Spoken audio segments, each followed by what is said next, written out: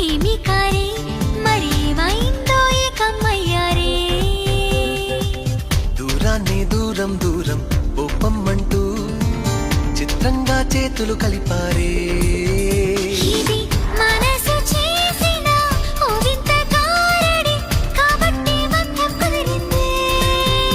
ఇప్పుడే కథ మొదలంట దీనికి చివరేదంట తెలిసే వీలే లేదే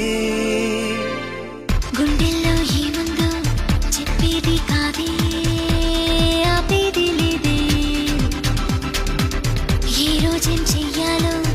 ఆలోచిస్తుంది నీకంటే ముందే ఈ మనసుది ఎగసి పడే అలల గుణం